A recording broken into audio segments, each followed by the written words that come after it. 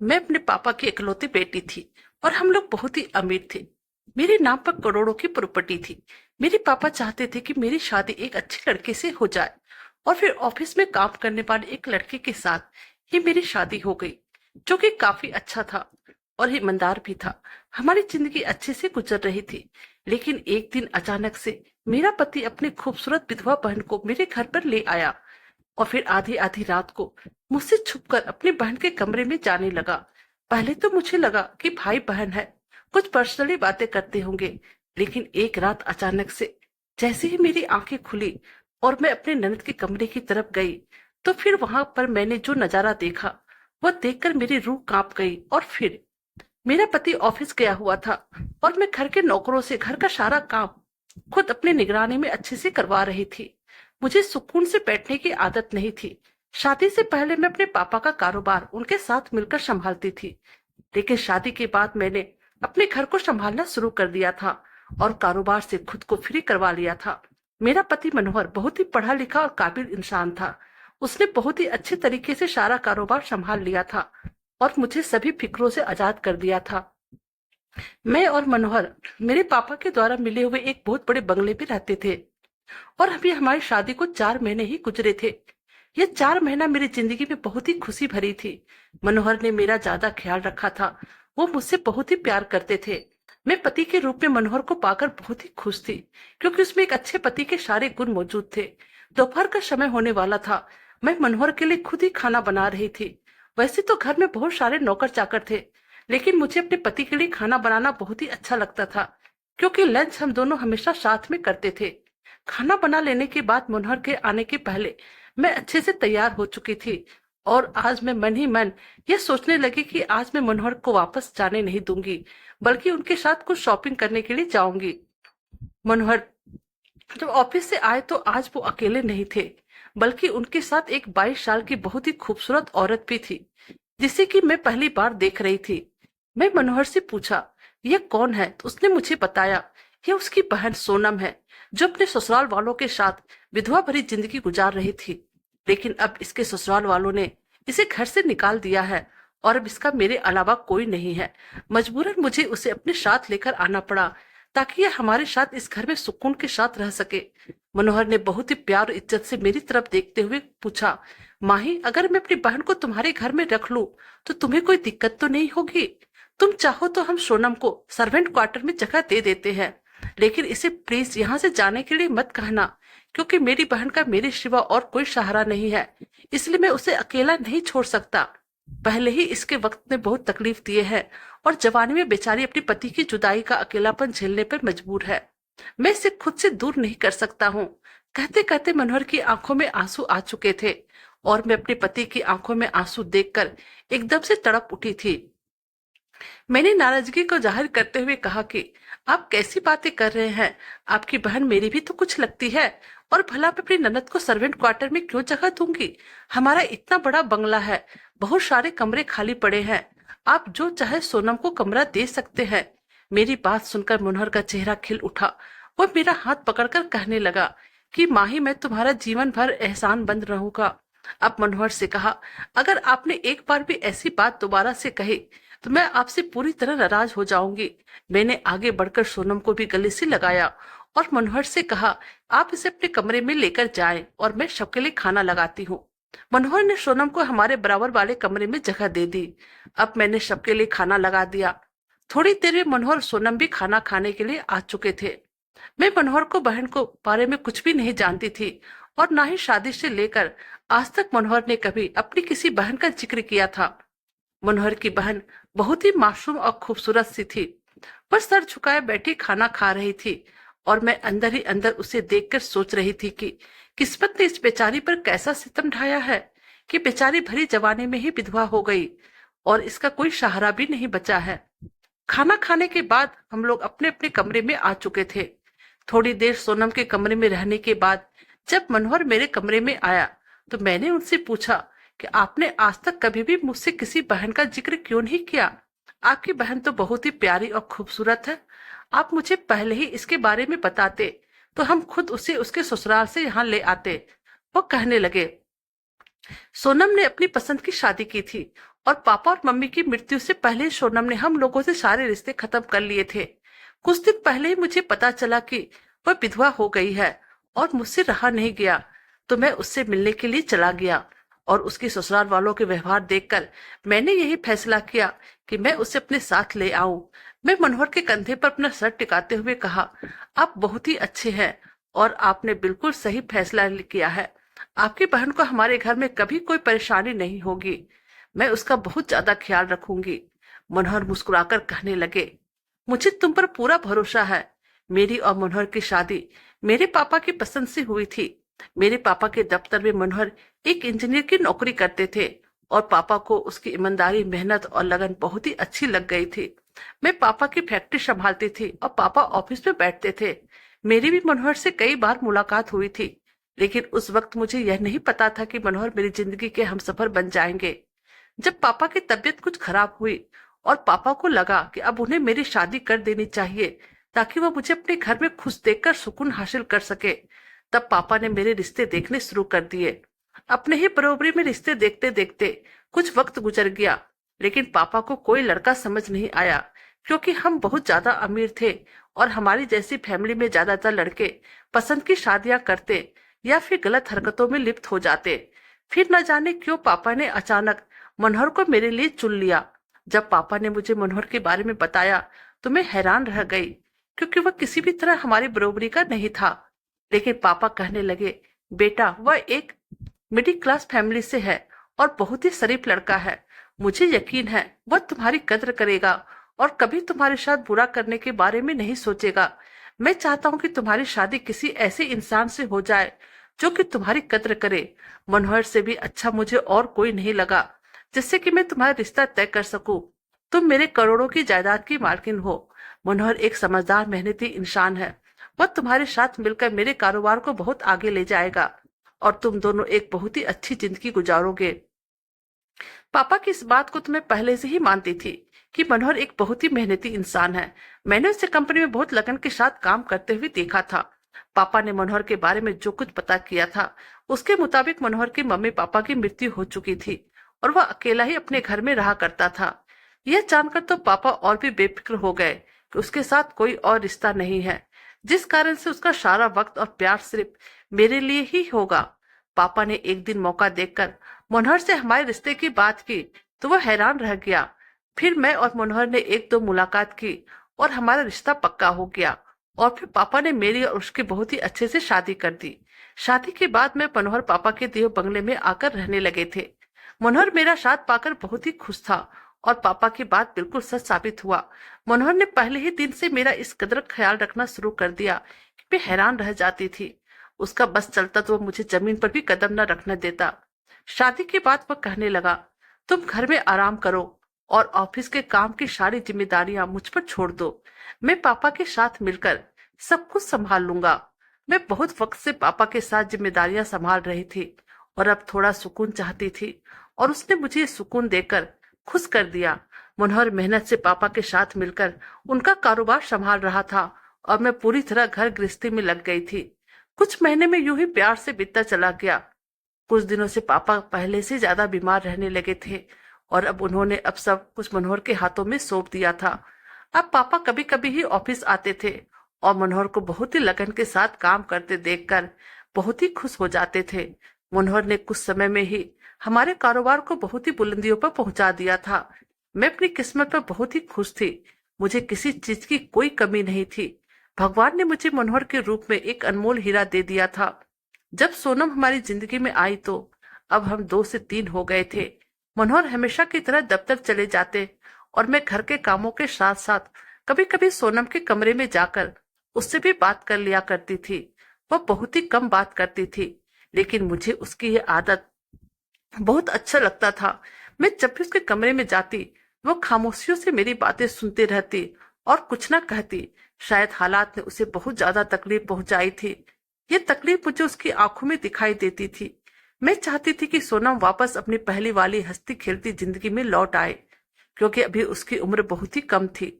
मैं चाहती थी कि सोनम अपने आगे की जिंदगी बहुत ही हंसी खुशी से बिताए, इसलिए मैं उसे कमरे से बाहर आने को कहती रहती।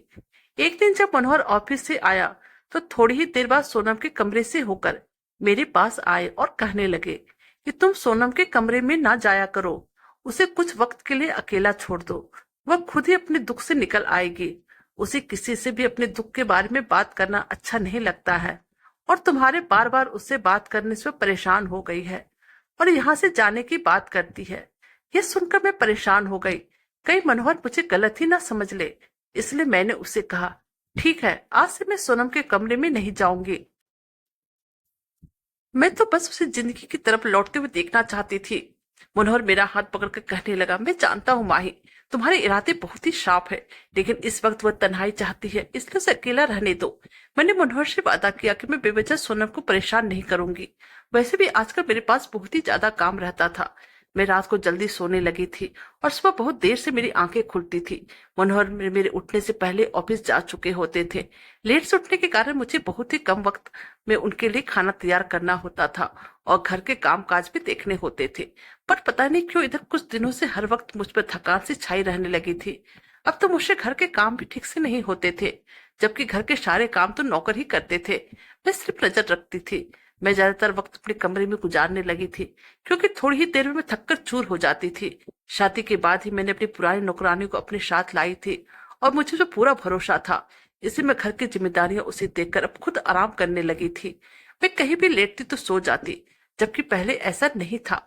मैं सारा ऑफिस घर दोनों संभालते, लेकिन कभी भी मुझे थकान का एहसास नहीं होता। तबीयत मेरी इतनी खराब रहने लगी थी कि अब मैं रात में कॉफी पीना छोड़ दिया था, जबकि कॉफी के बगैर मैं कभी सोती ही नहीं थी। मैं मनोहर से अपनी तबीयत के बारे में कहा तो वह कहने लगा, मौसम बदल रहा है शायद, इसलिए तुम्हें ऐसा एहसास हो रहा है। अच्छा, तुम ज्यादा से ज्यादा आराम क्या करो। वह इतनी मोहब्बत से मुझसे बात करते कि मैं सारा प्रॉब्लम भूल जाती और उनकी आंखों में देखने लगती। अभी ऐसा ही हुआ था। मैंने अब सोनम के कमरे में जाना बिल्कुल छोड़ दिया था। वह खाना भी अकेले ही अपने कमरे में खाती थी, इसलिए मुझे उसकी शक्ल भी दिखाई नहीं देती थी। मनोहर दफ्तर से घर आने के बाद ही उसके कमरे में चली जाते थे और कुछ वक्त उसके साथ गुजार कर वापस मेरे पास आ जाते। मुझे उनकी उनके अपनी बहन को वक्त देने पर बिल्कुल भी ऐतराज नहीं था, लेकिन एक रात जैसे ही मेरी आंखें खुली तो मैंने मनोहर को बिस्तर पर ना पाया। मैं हैरान परेशान हो गई, आधी रात को वह कहाँ गए हैं। जैसे ही मैं उन्हें देखने के लिए कमरे से निकली, मैंने मनोहर को सोनम के कमरे से निकलते हुए देखा। मैं हैरान थी, आधी रात को मनोहर का सोनम के कमरे में क्या काम है। लेकिन फिर मुझे लगा शायद वो अपनी बहन को देखने गए होंगे। मैंने मनोहर को कुछ ना कहा और इससे पहले वो मुझे देखता, मैं जल्दी से कमरे में वापस आकर सोने के लिए लेट गई। अब तो सिलसिला चल निकला था। अक्सर रात को मेरी आंखें खुलती तो मनोहर कमरे में मौजूद ना होते। मुझे यह बात समझ में नहीं आती थी, मनोहर का आधी रात को अपनी बहन के कमरे में जाना क्यों जरूरी है, जबकि वो दफ्तर से आते अपनी बहन के कमरे में जाते। मुझे मनोहर के बगैर दोबारा नींद नहीं लगती थी और जितनी देर वो कमरे से बाहर रहते थे, मैं अजीब करवटें बदल बदल कर सोचती रहती थी। एक रात ऐसा ही हुआ। मेरी आंखें खुली तो मनोहर कमरे में मौजूद नहीं था और मुझे दोबारा नींद नहीं लग रही थी। सोनम से मेरी मुलाकात हुए काफी दिन हो गए थे। मैंने सोचा कि मैं उन दोनों के साथ जाकर थोड़ी देर बैठ जाती हूँ। मैं अपने कमरे से निकलकर सोनम के दरवाजे तक पहुंची, परंतु दरवाजा पूरी तरह से बंद नहीं था और अंदर का कुछ कुछ नजारा मुझे नजर आ रहा था। इस मंजर ने मेरे होश उड़ाकर रख दिए। मैं सोच भी नहीं सकती थी कि अपनी बहन के साथ आधी रात को मनोहर यह सब कर सकते हैं। मेरे लिए अपने कदमों पे खड़े रहना मुश्किल हो गया था। अंदर से आई आवाजों ने तो मेरे बोलने की ताकत ही छीन ली थी। मनोहर सोनम को सीने से लगाए बैठे थे और उसे प्यार कर रहे थे, पर ऐसी मोहब्बत एक बहन भाई के बीच किसी भी सूरत में नहीं हो सकती थी, क्योंकि मैंने उन्हें जिस हालात में देखे थे वह लफ्जों में बयां करना बिल्कुल भी मुमकिन नहीं था। और फिर उसके बाद मनोहर और सोनम की बातों ने तो मेरे कदमों तले जमीन निकाल दी। उनके इस रिश्ते का हकीकत अब मेरे सामने पूरी तरह से खुलकर आ गई थी। सोनम कह रही थी कि और कितने दिन हम ऐसे ही भाई बहन होने का ड्रामा करते रहेंगे, और अब मैं अपनी शौतन को अपनी आंखों के सामने और बर्दाश्त नहीं कर सकती हूँ। मनोहर, तुम जल्द से जल्द कुछ करते क्यों नहीं। मैं जब भी माही को देखती हूँ तो मेरा खून खोलने लगता है और अब मेरा दिल चाहता है तुम उसे जल्द से जल्द हमारी जिंदगी से बाहर निकाल फेंको। और फिर मनोहर सोनम से कहने लगा, इसलिए तो मेरी जान, मैंने उसे तुम्हारे कमरे में आने के लिए मना कर दिया, क्योंकि मुझे यही डर लगा रहता था कहीं तुम गुस्से में उसके सामने कोई सच्चाई बयान न कर दो। बस कुछ दिनों की बात है, फिर माही और उसके बाप से हमेशा के लिए हमारी जान छूट जाएगी। ये सारे धन दौलत हम दोनों पति पत्नी के हो जाएंगे। फिर सोनम कहने लगे, इतने दिनों से मैं इसी बात का इंतजार कर रही हूँ, लेकिन आप हर रात को उसके साथ उसके कमरे में होते हैं और मैं यहाँ अंगारों पर लेट रहती हूँ। यह सोचकर मेरा दिल चलता है कि आपने उसे अपनी बाहों में ले लिया होगा। मनोहर उसे कह रहा था, सोनम तुम ही तो मेरी पहली और आखिरी मोहब्बत हो, और ये सब मैंने तुम्हें एक नई जिंदगी देने के लिए किया है। तुम कब तक एक छोटे से घर में अपने ख्वाहिश को मारकर जीती रहती। इसलिए मैंने हम दोनों के हक में यह फैसला मुश्किलों से किया है। मेरे लिए भी किसी और औरत के साथ रहना आसान नहीं है। मैंने माही के बाप को हल्के में जहर देना शुरू कर दिया है। उसी की वजह से वह पहले से कई ज्यादा बीमार रहने लगे हैं, और अब मैं तो माही के कॉफी में भी रोज थोड़ा थोड़ा जहर मिला देता हूँ। वह रोजाना कॉफी पीकर सोचते रहती है कि न जाने उसे आहिस्ता आहिस्ता क्या हो रहा है। उसके शरीर में भी जहर ने अपना असर दिखाना शुरू कर दिया है, इसलिए वह ज्यादातर वक्त सोती रहती है। और मैं भी इसलिए इतनी आसानी से तुम्हारे पास आ जाता हूँ, क्योंकि मुझे पता है वह एक बार सो जाएगी, फिर सुबह ही उठेगी। बस कुछ दिन और बर्दाश्त कर लो, फिर माही और उसके बाप का किस्सा हमेशा के लिए खत्म हो जाएगा, और हम दोनों इस आलिशान बंगले में एक साथ पूरी जिंदगी गुजारेंगे। वह सोनम से अपनी बेतहासा मोहब्बत की पूरी तरह इजहार कर रहा था, और मैं उदासी की हालत में दरवाजे से टेक लगाए खड़ी उन दोनों की बातें सुन रही थी। मुझे तो अपने कानों पे यकीन नहीं हो रहा था कि मेरे पापा ने जिसे शरीफ इंसान समझा था, वह इस कदर धोखेबाज निकलेगा। यह तो सपने में भी नहीं सोचा था। मनोहर के लिए मैं सिर्फ और सिर्फ एक प्राइज बॉन्ड थी, जिसके जरिए अपनी जिंदगी बदलना चाहता था। मेरे पापा को भी उसने मौत के करीब पहुंचा दिया था। वह जल्द से जल्द मुझसे छुटकारा पाना चाहता था। उसे बहुत अच्छी तरह से मालूम था कि मेरे और मेरे पापा के मरने के बाद सब कुछ खुद ब खुद उसके हवाले हो जाएगा। इसलिए वह हमारे आगे अच्छा बनने का ड्रामा करता रहता था। मुझे तो एकदम से चक्कर जैसा महसूस होने लगा था। शरीर में कमजोरी तो बहुत ही दिनों से थी। इससे मैं लड़खड़ा गई। मनोहर और सोनम को मेरी मौजूदगी का एहसास हो गया था। जैसे इन दोनों की नजर मुझ पर पड़ी, मुझे उन दोनों के चेहरे का रंग बदलते हुए नजर आया। मनोहर को इस बात का पता नहीं था। मैं पिछले कुछ दिनों से कॉफी नहीं पी रही थी, और शायद इसलिए मुझे रात के वक्त नींद नहीं आती थी, जबकि मैं सुबह कॉफी पीती और सारा दिन नशे में रहती। मनोहर हैरत से कहने लगा, माही तुम यहाँ पे क्या कर रही हो? मैं तो सोनम को देखने के लिए आया था। मनोहर को महसूस नहीं हुआ था कि मैंने उन दोनों की सारी बातें सुन लिया है, उन्हें एक साथ देख भी लिया है। यह सही वक्त नहीं था कि मैं मनोहर को यह बताती। मैं उनकी सच्चाई जान चुकी हूँ, इसलिए मैंने झूठ का सहारा लिया और मनोहर से कहा कि मुझे नींद नहीं आ रही थी, इसलिए मैं तुम्हें बुलाने के लिए आई हूँ। मेरी बात सुनकर मनोहर के मरे मरे कदमों से मेरे साथ कमरे में लौट आया। सारी रात मैंने बहुत ही मुश्किलों से अपने आंसुओं को रोक कर रखा था। मैं मनोहर से बहुत ज्यादा मोहब्बत करने लगी थी। मैंने दिल से उसे अपना माना था, लेकिन उसने मेरे भरोसे का खून कर दिया था। इस कदर मुझे धोखा दिया था। अब ना जाने आगे मुझे कभी किसी पर भरोसा हो भी पाएगा कि नहीं। उसने मेरी जिंदगी पूरी तरह से बर्बाद कर दिया था। सुबह होते ही मनोहर ऑफिस के लिए निकल गया, और मैंने मौका देखकर डीआईजी साहब को फोन किया, जो मेरे पापा के दोस्त हैं। मैंने रोते हुए सारी हकीकत बताई। उन्होंने मुझे यकीन दिलाया वह सब कुछ ठीक कर देंगे, और थोड़ी ही देर में कुछ पुलिस वालों के साथ हमारे घर चले आए। सबसे पहले उन लोगों ने सोनम को कमरे में बंद कर दिया। मेरी कॉफी के जार को अपने कब्जे में लेकर उन्होंने उसका टेस्ट करवाने के लिए भेज दिया कि साबित हो सके मनोहर ने मुझे जहर देने की कोशिश की है। एक लेडीज कांस्टेबल को बुलाकर सोनम ने पूछताछ शुरू कर दी गई। थोड़ी सी कड़ाई करने के बाद ही वह सच बोलती चली गई। मनोहर जानता था कि मेरे पापा मेरे लिए रिश्ता देख रहे हैं, इसलिए उसने सबसे पहले सोनम को छोड़कर एक दूसरा घर किराए पर लिया, और जानबूझकर पापा की नजरों के आगे हीरो बन गया। कुछ उसकी किस्मत रंग दिखा गई, और पापा को अपने जाल में फंसाने में वह कामयाब हो गया। सोनम और मनोहर ने एक दूसरे से लव मैरिज शादी की थी। वह दोनों अपनी गरीबी से तंग आ चुके थे और एक अच्छी जिंदगी गुजारना चाहते थे, जिसके लिए उन्होंने मेरी जिंदगी बर्बाद करने का फैसला किया। मनोहर इस कदर आगे बढ़ गया था कि पैसों के लालच में उसने मेरी और मेरे पापा की जान लेने की कोशिश की। सोनम के बयान के कारण पुलिस ने मनोहर को अपने कब्जे में लेकर फौरन से गिरफ्तार कर लिया। मैं उन दोनों पर मुकदमा कर दिया और फिर अपने पापा का एक बहुत ही अच्छे और बड़े अस्पताल में इलाज करवाया। उनके शरीर में काफी जहर जा चुका था, जिसकी वजह से वो बिस्तर पकड़ पड़ गए थे। आज सोनम मनोहर दोनों जेल में बंद है और अपने लालच के अंजाम को भुगत रहे हैं।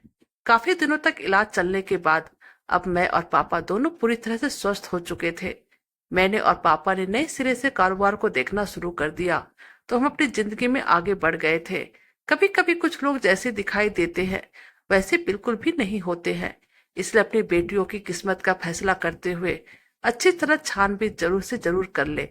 कहानी अच्छी लगे तो प्लीज हमारे चैनल को लाइक कीजिए, सब्सक्राइब कीजिए और शेयर कीजिए। Thank you.